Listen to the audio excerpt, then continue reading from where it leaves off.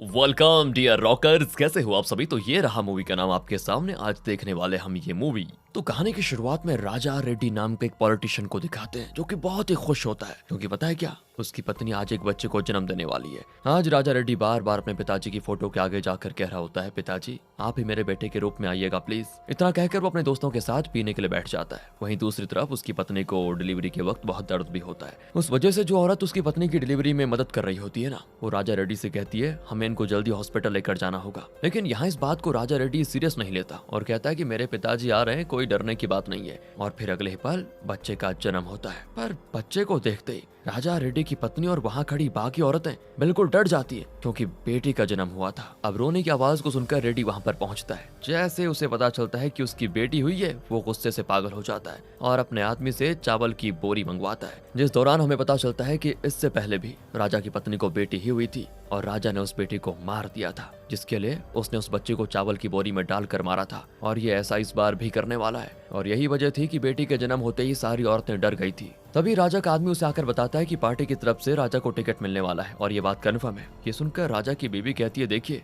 ये बेटी हमारी लक्ष्मी की तरह है, इसके घर में आते ही देखिए आपका कितना अच्छा हो गया, मत मारिए इसको। राजा कुछ देर सोचता है और कहता है कि ठीक है, इसके आने से मेरा अच्छा हुआ है इसलिए मैं इसको छोड़ देता हूँ, पर हाँ इसको जिंदगी भर घर के कोने में रहना होगा। यानी कि राजा अपनी बेटी को बेटी मानने के लिए तैयार नहीं होता। और इसी सीन के साथ यहाँ पर होता है ये कट। अगले दिन हम देखते हैं राजा अपने लोगों के साथ अपोजिशन के सामने खड़ा है, जहाँ अपोजिशन का लीडर राजा को बहुत भला बुरा कह रहा होता है। वो राजा को ताने मारते हुए कहता है कि तुझे कभी बेटा नहीं होगा, बार बार बेटी ही होगी, और देखना उन्हें तो चावल की बोरी में डालकर मारता ही रहेगा। सुनकर राजा को बड़ा गुस्सा आता है और तभी राजा का एक आदमी भार्गव अचानक से बीच में आकर उस अपोजिशन लीडर के हाथ काट देता है, जिसको देखकर राजा रेड्डी अंदर ही अंदर बड़ा खुश होता है कि चलो अब बढ़िया हो गया। और इसके कुछ देर के बाद ही राजा भार्गव की बेल भी करवा देता है। यानी कि हाथ काटने का प्लान राजा का ही था। फिर आगे कहानी में काफी बड़ा ट्विस्ट आता है। जब अपोजिशन का लीडर राजा से मिलने आता है और उसका एक हाथ कटा होता है, तो वो राजा से कहता है कि मुझे भार्गव से बदला लेना है और इसमें तुम मेरी मदद करोगे और बदले में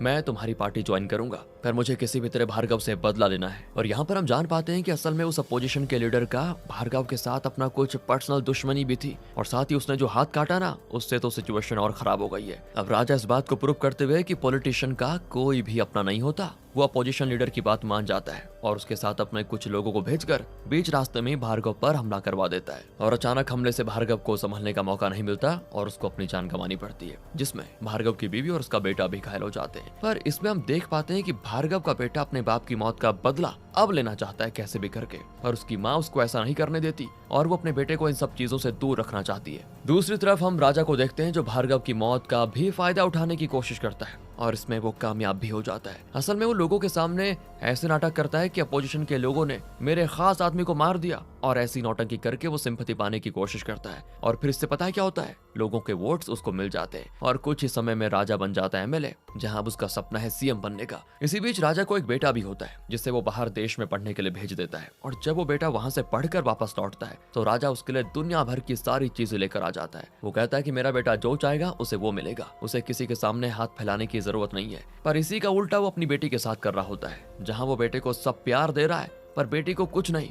यहाँ तक कि वो अपनी बेटी का भी फायदा उठाता है और उसकी शादी वीरा नाम के एक दूसरे डिस्ट्रिक्ट के बहुत ही ताकतवर आदमी से करा देता है, जो कि अपने डिस्ट्रिक्ट में किसी पावरफुल गैंगस्टर से कम नहीं। और इस तरह राजा अपनी बेटी भार्गवी की शादी करा देता है वीरा से, ताकि उसे उस डिस्ट्रिक्ट में भी अच्छी पावर मिल सके और फिर उस डिस्ट्रिक्ट में भी राजा का कंट्रोल हो। अब हम वीरा को देखते हैं जो कि एक गाँव से गुजर रहा होता है और उस गाँव में उस रात त्योहार भी चल रहा होता है कुछ, जिस वजह से बहुत से लोग एक जगह पर इकट्ठा होते हैं। तो तभी वीरा के सामने एक लड़की आ जाती है और वीरा बिना सोचे समझे उस लड़की को किडनैप कर लेता है। फिर वो उसको कहीं सुनसान जगह पे लेकर जाता है और उसके साथ गलत हरकतें करने के बाद फांसी पर लगाकर मार भी डालता है। अगले दिन गांव के लोगों को उस लड़की की डेड बॉडी एक पेड़ से लटकी भी मिलती है और हम समझ पाते हैं कि गांव के लोगों के साथ पुलिस वालों तक को पता है कि ये मर्डर किसने किया। सभी को पता है कि वीरा ने किया है, पर किसी के उसके खिलाफ जरा से भी बोलने की हिम्मत नहीं है। अब आगे भार्गवी को अपने पिता राजा के जरिए इस बात का पता चलता है कि वीरा ने एक लड़की के साथ गलत करके उसको मार डाला है। तभी राजा भार्गवी को कॉल करके उल्टा अपनी बेटी पर चिल्लाता है कि क्या तुम अपने पति को संभाल कर नहीं रख सकती हो, उसकी वजह से जगह जगह मुझे गालियां दी जा रही है। हालांकि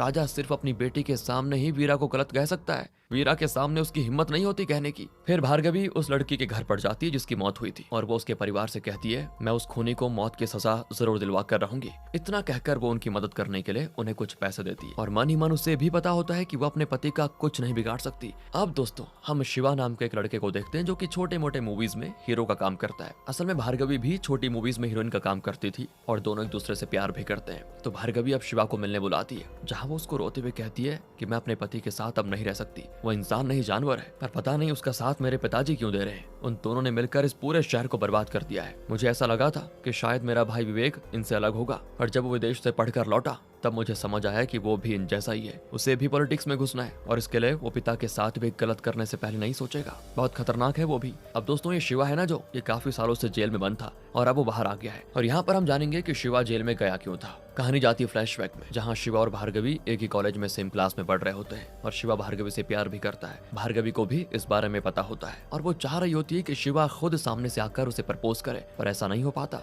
अब एक दिन छोटी जाति वाले स्टूडेंट्स को क्लास में पीछे बैठाया जाता है, जिसके खिलाफ शिवा, भार्गवी और कुछ सीनियर्स खड़े हो जाते हैं, जिसमें कीर्ति नाम का एक सीनियर इनके साथ खड़ा होता है और इस भेदभाव के खिलाफ वो कॉलेज में प्रोटेस्ट शुरू कर देते हैं और ये प्रोटेस्ट धीरे धीरे बहुत ज्यादा फैल जाता है। पर किसी वजह से राजा को इस प्रोटेस्ट से प्रॉब्लम हो रही होती है, उसे इससे पॉलिटिकली नुकसान हो रहा होता है। इसी वजह से वो कीर्ति को फंसाने के लिए एक प्लान बनाता है और कीर्ति के घर में ड्रग्स रखवा कर उसे करवा देता है अरेस्ट, जिसके बाद पुलिस कीर्ति को अरेस्ट करके जेल में डाल देती है और जितने भी प्रोटेस्ट वाले स्टूडेंट्स थे वो सभी कीर्ति की बेल के लिए एक साथ आ जाते हैं। पर इसका कोई फायदा नहीं होता, क्योंकि अगली सुबह कीर्ति की डेड बॉडी जेल में मिलती है। सभी समझ रहे होते हैं कि पुलिस ऑफिसर्स ने कीर्ति को टॉर्चर करके मार डाला है, पर ऑफिसर्स इस बात से इनकार कर देते हैं और जवाब दिए बिना ही चले जाते हैं। कीर्ति की गर्लफ्रेंड अपने बॉयफ्रेंड की मौत देखकर टूट जाती है और इसी बीच कुछ कॉलेज के लफंगे उसके साथ छेड़खानी करने की करते हैं कोशिश, जिसको देखकर तब शिवा बीच में आता है उसे बचाने के लिए और वो उन लफंगों को मार कर भगा देता है वहां से। पर जब भार्गवी ये देखती है तो वो बड़ी खुश होती है और शिवा को आकर किस करके बता देती है कि मैं भी तुमसे प्यार करती हूँ। फिर हम राजा को देखते हैं, जिसे पुलिस ऑफिसर का आता है कॉल, जो उसे कहता है कि हमने कीर्ति को मार दिया,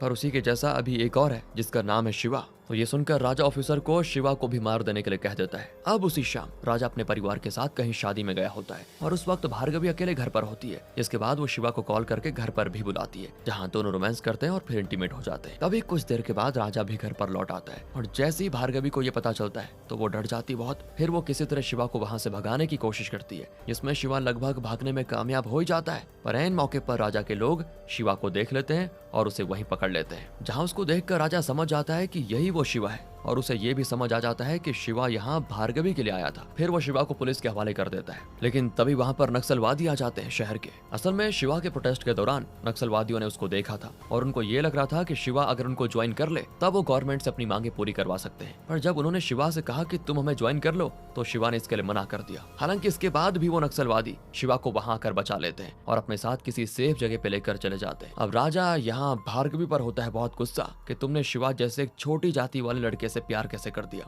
राजा को डर होता है कि कहीं भार्गवी आगे जाकर शिवा से शादी ना कर ले। इसी वजह से राजा कुछ ही दिनों में भार्गवी का रिश्ता वीरा से तय कर देता है, जो कि राजा के पोजीशन पार्टी का लीडर का बेटा होता है। और यहाँ भी राजा बस अपने पॉलिटिकल करियर में फायदा ढूंढते हुए वो अपनी बेटे की शादी वीरा जैसे जानवर से करवा देता है। लेकिन इसके बाद शिवा इन लोगों को मिल जाता है और राजा उसको जेल में डलवा देता है इस इल्जाम में कि उस रात शिवा राजा के घर चोरी करने आया था। इसके बाद शिवा अगले कुछ साल जेल में होता है और उस दौरान उसको समझ आ जाता है कि किसी पॉलिटिशियन के सामने वो कुछ नहीं है। वो इतने सालों से जेल तक से बाहर नहीं आ पाया, बताओ। इसी वजह से शिवा भी पॉलिटिक्स में आने का फैसला कर लेता है और चाह रहा होता है कि जल्दी शहर में इलेक्शन हो जाए। पर शहर में 5 साल में सिर्फ एक ही बार इलेक्शन होता है, जिसमें हर बार राजा ही जीतता है। पर अब हम देखते हैं कि वीरा कहीं पर दोस्तों अपने आदमियों के साथ गया है। तभी वहां उस पर कई अनजान आदमी हमला कर देते हैं और वो लगभग वीरा को मारने वाले होते हैं। पर वीरा किसी तरह खुद को बचाते हुए उन सभी आदमियों को मार डालता है, जिसमें वीरा काफी घायल भी हो जाता है। लेकिन इस हादसे से वीरा हो जाता है आग बबूला कि किसकी इतनी हिम्मत की मुझ पर हमला कर दिया किसी ने, कौन है जो मुझे मारना चाहता है। वीरा फिर जब घर लौटता है ना, तब भार्गवी उसके घाव पर दवा लगाने की कोशिश करती है और वीरा उल्टा उसे सबके सामने चिल्लाकर